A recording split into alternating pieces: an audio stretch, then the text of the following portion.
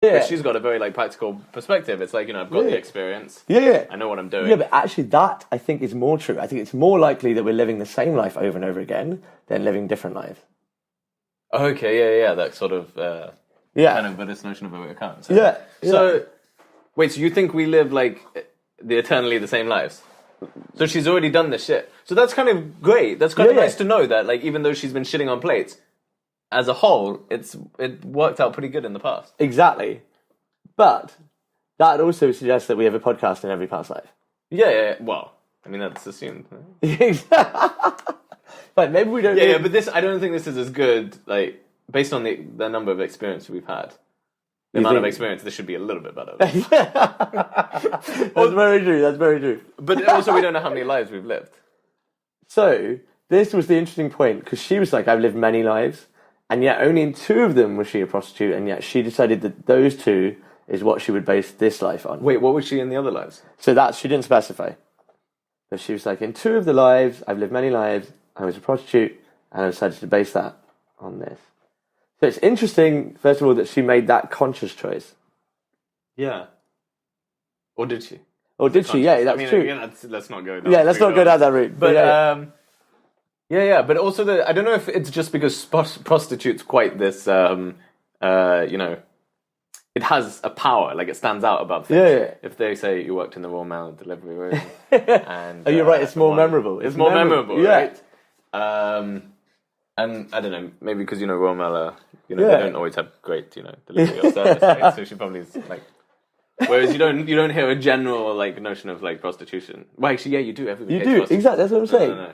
But I mean, especially maybe. But they're all independent, right? So you can be your own prostitute. Yeah, way. You don't need to, yeah. And she's registered as a sex worker, but that's. Okay, this is not. Okay. Yeah, it's nuts, right? But the real concept that's fascinating about that is that when you speak to a lot of people and they're like, in my past life, I think I was a bear. And you ask them why, because they're like... Wait.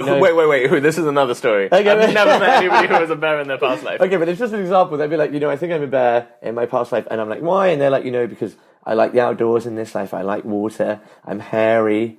I like salmon or whatever. But I feel like a lot of people base what they were in their past life on characteristics that they have in this life. Right? So, it does make you think that we are just leading similar lives. We have the same characteristics, the same personalities. Maybe we've got different outer shells, but we've got these same characteristics in each life. Yeah, but I always assume that like the reason people think in that way is just because they don't know how to actually get that out of themselves, because they associate themselves so much. They're like their inner essence with their personality or their behaviors, their functions, even their physiology, right? They can't actually get out of this idea that they could be someone else, right? Yeah. So they would just... you just kind of impose all that is Shy or all that is Ilyas onto the past Ilyas. So it's very hard to escape the idea of being anything other than what you are now. Because you would just think that you're Shy in a different job. Yeah. So that's exactly what I think this girl has done. She's imagined herself in a different job in the past and decided that those experiences were valuable or fun and...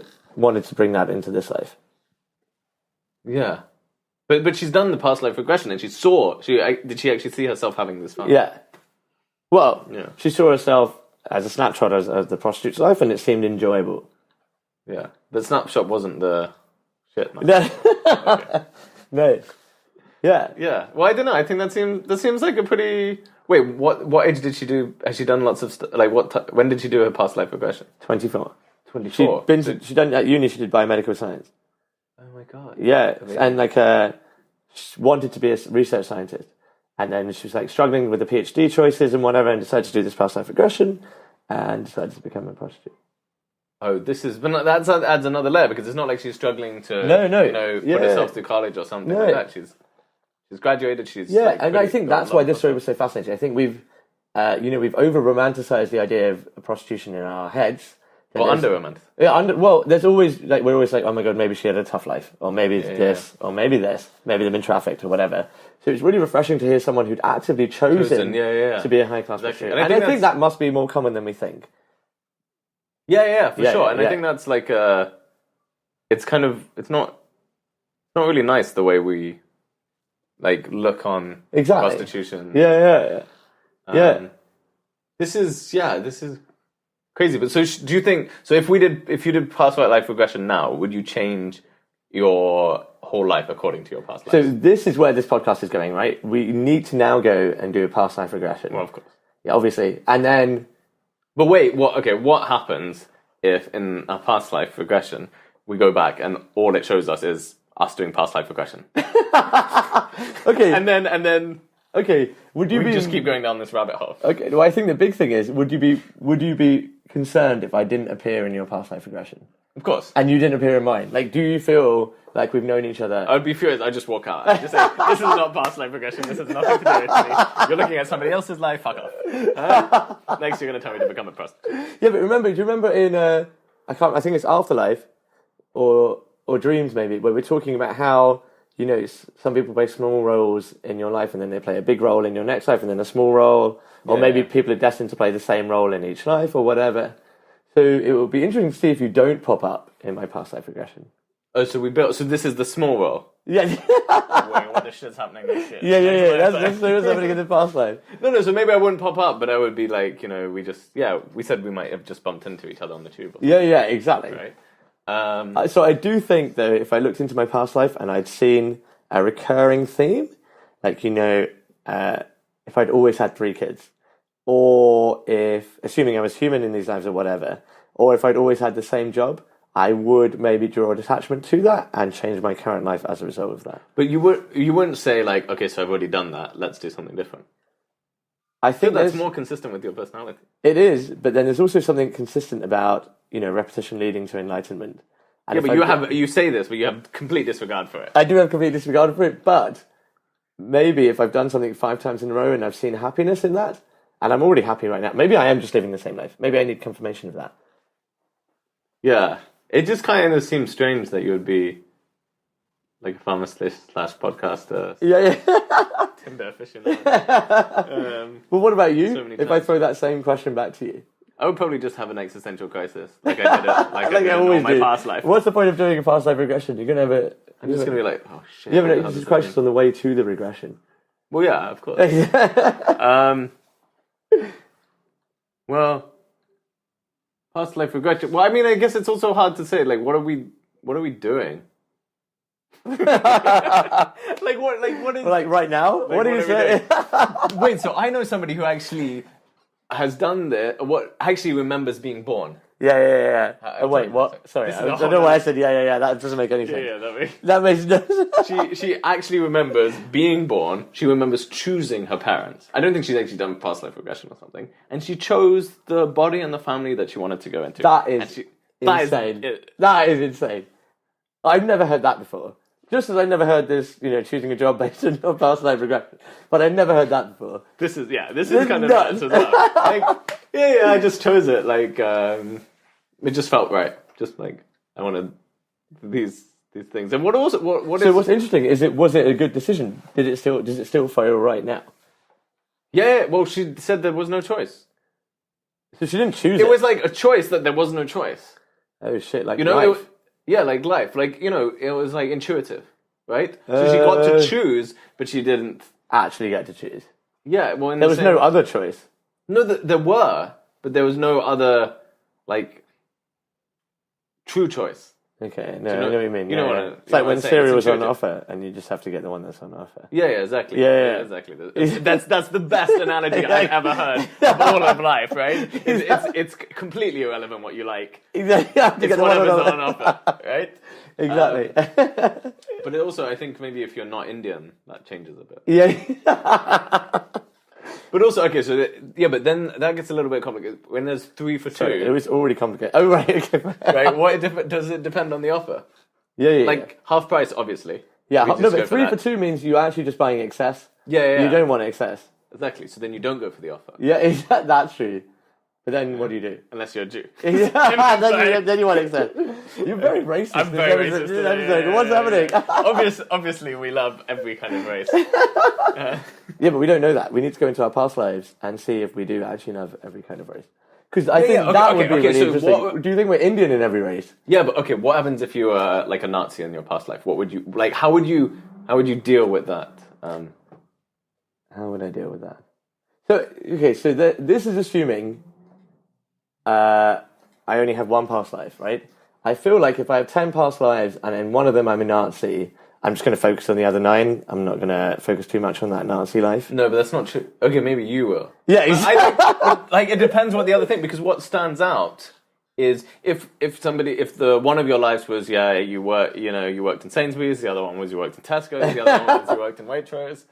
The other one was Costco. Sorry, we're not sponsored by a supermarket. Okay. We're not sponsored by a supermarket. Let's make that clear. But if you would like to sponsor us, please contact us on Karl Marx does the washing up. I do know that.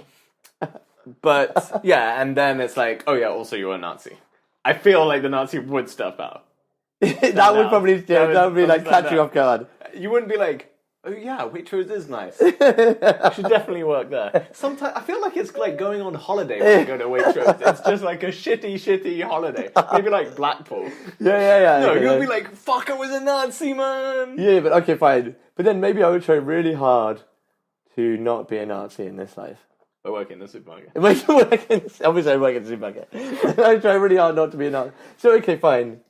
Oh, so you was... I can't even fathom an answer to that question. Wait, like, what was my question? Fine, no. If you were, If you were a Nazi, I would be a Nazi. You wouldn't be a Nazi. I don't have the organisational skills. I mean, I feel like not everyone in the Nazi camps. Not everyone. No, but if I was a Nazi, I would be Hitler. Yeah. Right?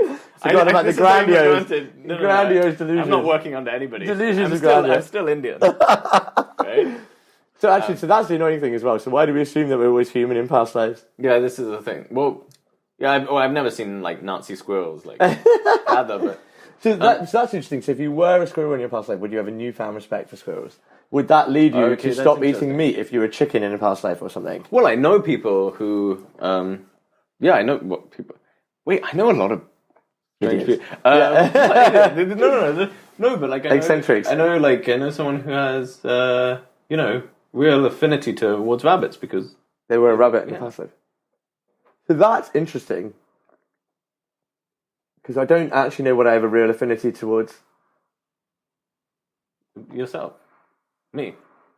Yeah, but then maybe you're me and your past life. And you were me. Yeah. Okay, we're getting it the all way wrong. Wait, it's not. No, maybe our podcast fans were us in previous lives. That's why they listen to us. Yeah, because there's no decent content. That makes so much more sense. How do we even get so many followers? And now we thought maybe this was because of our marketing or something. But this episode is especially a mess. This is a lot of things. This is a lot of things. Profound, definitely not. But okay, so that's. So this is interesting. So sorry. This is the point I was wanting to make. I'm glad that we got here. So, if I was a Nazi in my past life, I would feel shame, and that may lead to me developing a fetish for Nazis, and then I would only exclusively date Nazis, which in my Indian current, lifespan would be quite difficult. And increase your shame. And increase my shame, so it would be like this constant loop. But surely these fetishes make you more shameful. Right? Because everybody's ashamed of their fetish. But the fetish is designed for fame. So it just keeps it's like perpetuating it. Yeah, but that's why you heal it in the moment. But that's why you develop that obsession. Yeah, because it overpowers you. Yeah. But in the moment... No, in the moment it doesn't display... No, so I think there are certain cultures as well. Like, shame is considered important. Yeah, that's true. It's the way that we control, right? Yeah. Well, control our urges. If control means shitting on a plate, getting somebody to shit on a plate for you, I don't know what. But shame, yeah, that's true. So you try to, I don't know, with something shameful. This is nuts. I just don't know how to respond. Yeah. I just feel like there's too much going on in my head or nothing. Okay, no, but okay. It's been like 30 minutes. Okay, so we're kind of shitting on a plate shame. We really haven't covered shame or really got into shame though. All past lives. Yeah, but I really feel like this is a really good part 1, and then we can do part 2, which is shame and fetish, and then part 3, which is after we've done our past life regressions. Okay, that's going to be bananas. But is there any way